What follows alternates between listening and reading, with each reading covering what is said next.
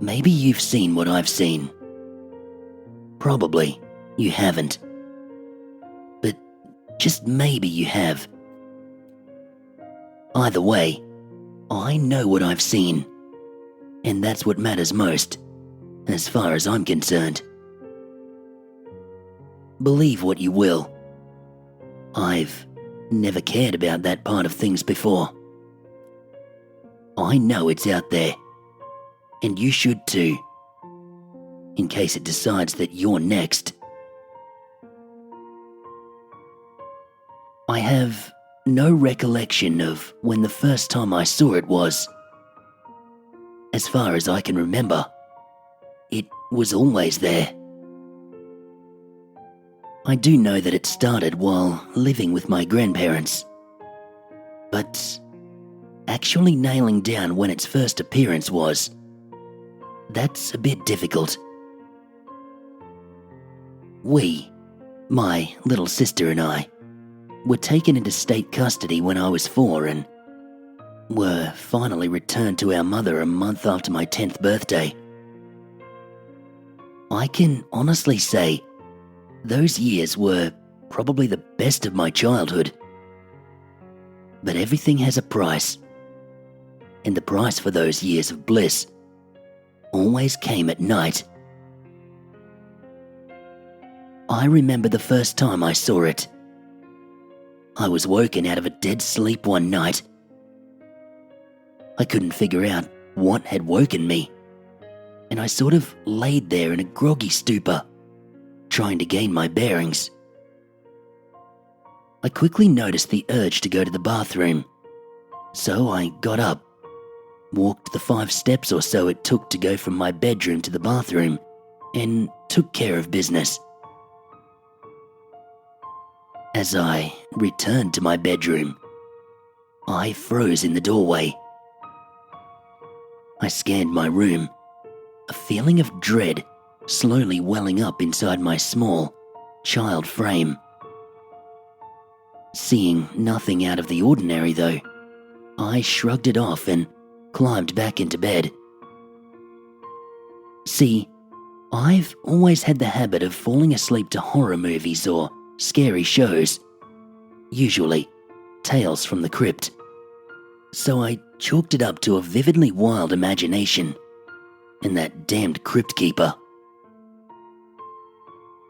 As the toilet ceased filling its tank and the hissing of running water died out and eventually went mute, I noticed a distinct tapping noise.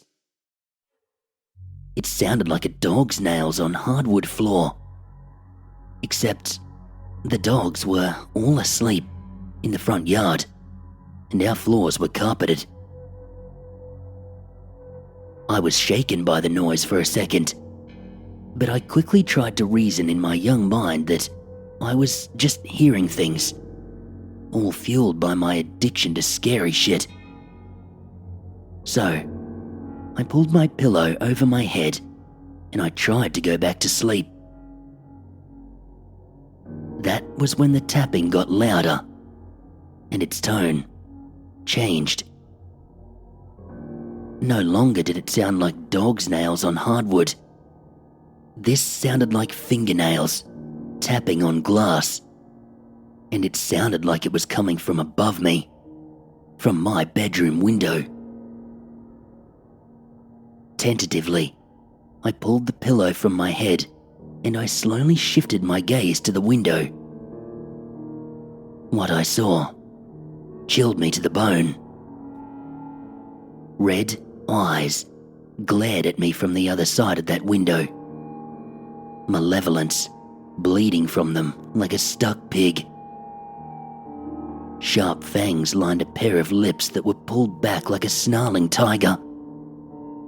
Its face covered with short, black fur, and it had a pair of twisted horns sprouting from its forehead.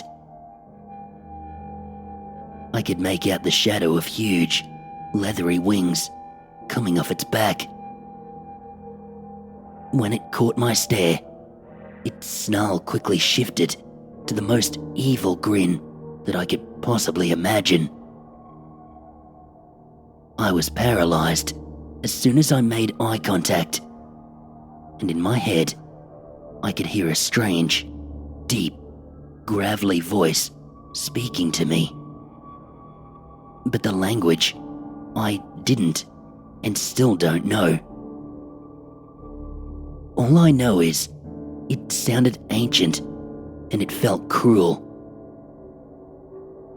I don't know how long we stayed that way, but all of a sudden, I was able to break my stare, and I immediately screamed like a little girl. Jon, what's wrong?" my grandmother pleaded with me when she entered my room. I just sat there, blubbering like a baby, pointing at my window, and occasionally letting out indecipherable squeaks as I struggled to regain my composure and remember how to speak. The devil is on the roof," I was finally able to get out. Now, before I continue, I must explain. I have always been agnostic. I absolutely believe that there is a higher power, though I refuse to label it with any conventional names.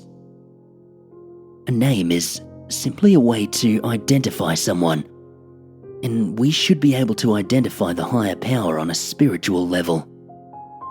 Just my belief. I do not believe in the devil. I'm just a scapegoat for the ugly side of humanity. Again, just my belief. "The devil is on the roof," I repeated, after Grandma gave me a quizzical look. "Jon, you were dreaming. I keep telling you to stop watching those stories before bed. This is why. You just had a very vivid nightmare is all." I wanted so badly to believe Grandma, but I knew what I had seen. Still, I laid back down and Grandma sat in there with me until I fell asleep again.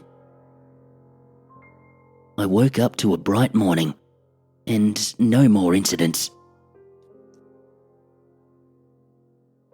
The next night, I'm lying in bed, watching, you guessed it, Tales from the Crypt, when I hear that tapping again.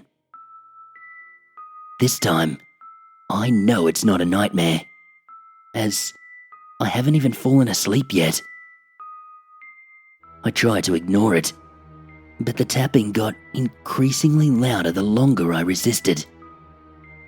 I was afraid the damn thing was going to break the window, and in my fear, I quickly glanced towards the window. As soon as my eyes landed upon its horrible visage, I was frozen in place again. This time, the voice either spoke in English or it gave me some way to understand it. But I clearly heard it say, "Come with me. You have not been forsaken.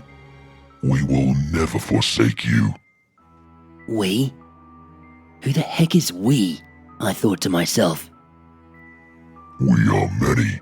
We are one. We are here for you, and we aren't leaving without you," it responded.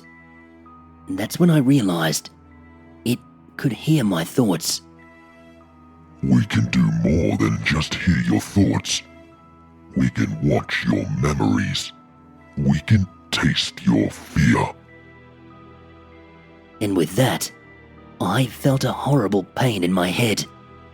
My vision flared stark white, shifted to bright crimson, and finally faded to black as I lost consciousness.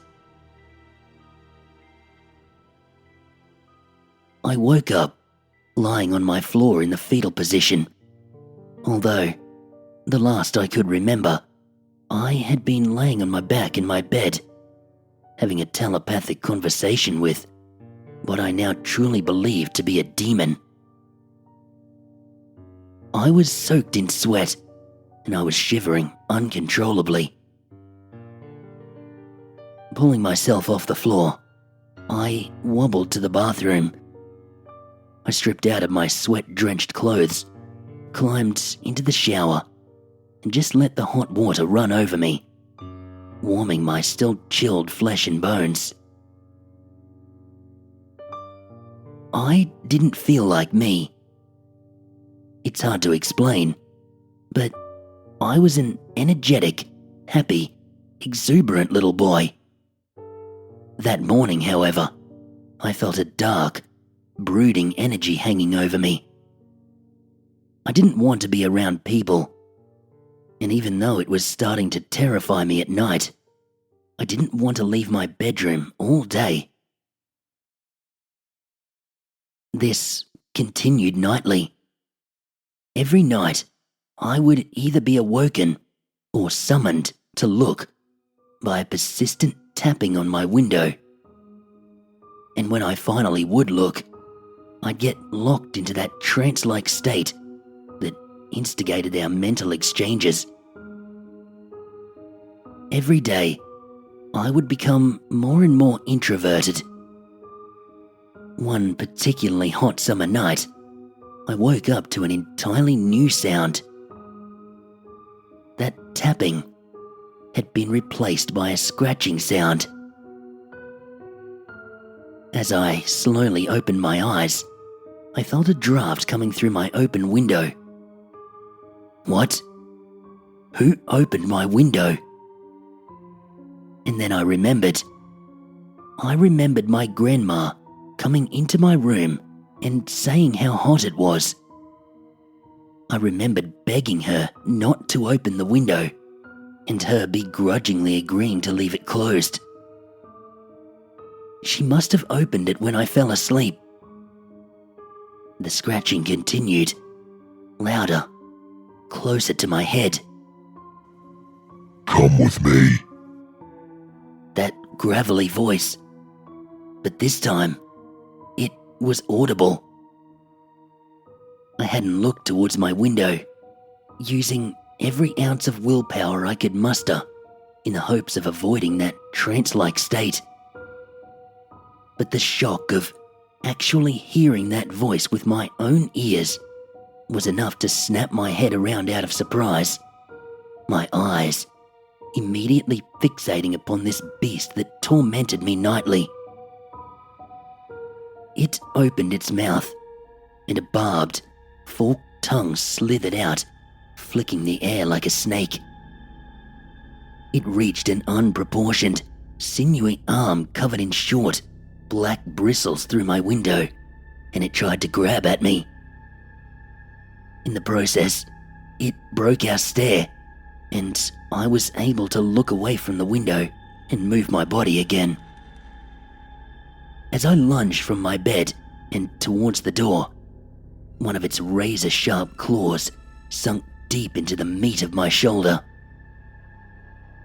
I screamed out in sheer agony as its claw tore through the skin and muscle, splashing blood across my bedding and one of the walls. Grandma came running to my room, opened the door, and froze. I don't know if it was the blood, the beast, or a combination of the two, or something else entirely. But she too let out a scream. I heard the hard flap of leathery wings, and I felt a hard breeze push against my back from the window. Grandpa arrived at my bedroom door, glanced around the room, saw the gore on the bed and wall, and immediately had me up in his arms, rushing me to the truck and then on to the hospital. The doctor said I must have snagged my shoulder on a nail in my sleep, but he couldn't understand how I could get cut so long, deep, and with such a clean cut from a nail. 14 stitches in my shoulder, a tetanus shot, and we were sent home with a preventative antibiotic to keep my shoulder from getting infected. That was the last time I ever saw that thing. I know that it exists. What it is, I don't know. What it wanted, though, that seems clear. It wanted me. Occasionally, I'll still hear it tapping on my window, like fingernails on glass, despite it being over 20 years since the incident I just wrote about. My skin, it crawls, and my blood runs cold when I hear it. But I keep not only the window closed, but the blinds stay closed at night too, just to be sure that I'll never get caught by its hypnotic stare again. Never hear that horrible voice playing around inside my brain again. It's out there, right now, looking for victims. This much I know for sure. Because some nights, after I've fallen asleep, I'll dream things. I'll be gliding over houses and land on the roof of one. I'll lean over the edge of the roof and tap on the window with claws that are clearly not mine. And then I'll hear, clear as day, my voice purring. Come with me. Before my eyes snap open and I wake up.